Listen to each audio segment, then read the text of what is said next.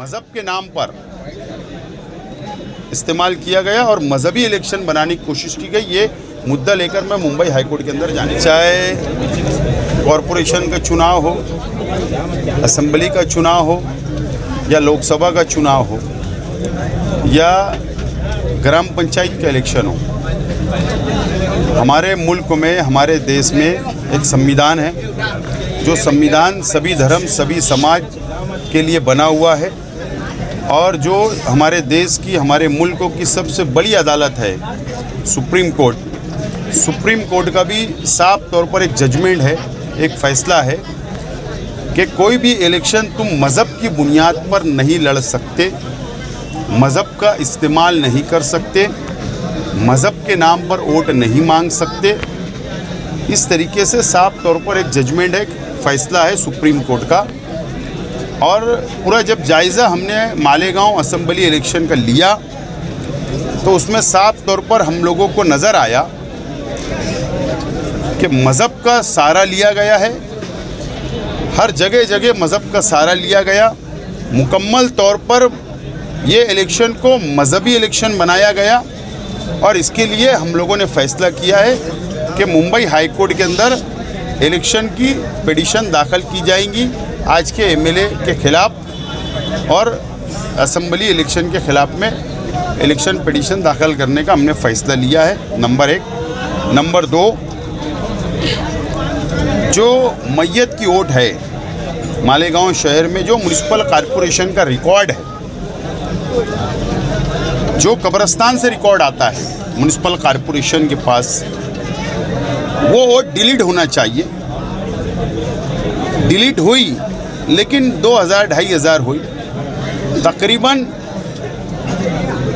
6000 से ज़्यादा वोट मैयत की आज भी मौजूद है, जो एक साजिश के तहत उस वोट भी इस इलेक्शन के अंदर वोट गिरी है, मैयत की वोट गिरी है, उसको बेस बनाकर हम लोग रिट पिटीशन दाखिल कर रहे हैं मुंबई हाई कोर्ट के अंदर। इस बात का फ़ैसला मैंने किया हूँ।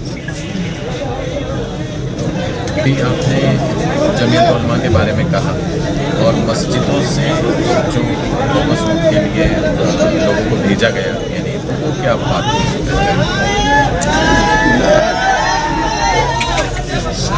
नहीं, मैंने जो अभी तकरीर की है वो तमाम पूरी तकरीर के अंदर मेरी एक एक बात सच है।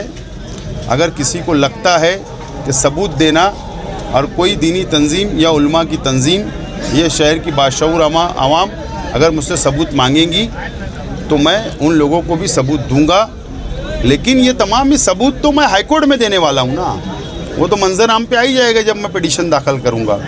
वो साफ तौर पर मैं तो सबूत के तौर पर जोड़ने ही वाला हूँ ना, इसीलिए तो बोल रहा हूँ कि मज़हब का इस्तेमाल किया गया, इसीलिए तो इलेक्शन पिटीशन दाखिल कर रहा हूँ। यानी मस्जिदों का इस्तेमाल किया गया, मतलब इसके लिए मैं क्या बोल रहा हूँ कि मस्जिद, पूरी मस्जिदें नहीं बोला मैंने, शहर की चंद मस्जिदों के अंदर से ऐसा किया गया, ऐसे सबूत मेरे पास है, और मैं वो मुंबई हाई कोर्ट के अंदर रखूँगा कि इस तरीके का मज़हबी इस्तेमाल किया गया, मज़हब के नाम पर इस्तेमाल किया गया और मज़हबी इलेक्शन बनाने की कोशिश की गई। ये मुद्दा लेकर मैं मुंबई हाई कोर्ट के अंदर जाने वाला हूँ।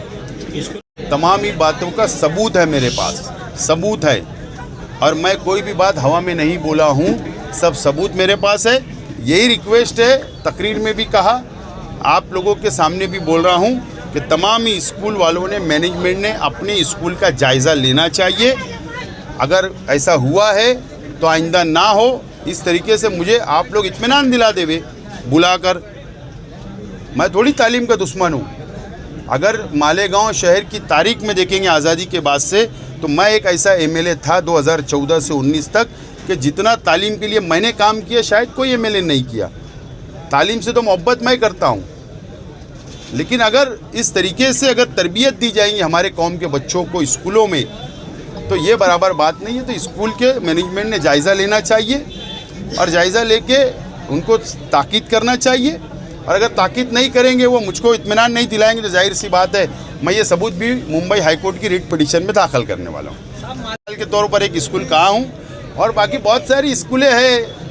अब सब आज ही सब बता दूंगा, ज़रा एक एक मटेरियल रहने दो, आपको भी आगे काम आएगा, मुझको भी काम आएगा।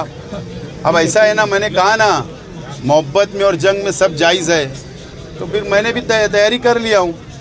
एक मोहब्बत वाली ऑडियो लोगों ने कबूल नहीं किया, तो हो सकता ये जो जंग है सियासी, मैं भी कुछ करूँगा तो कोई मुझे भी कुछ नहीं कहेगा, ये उम्मीद है।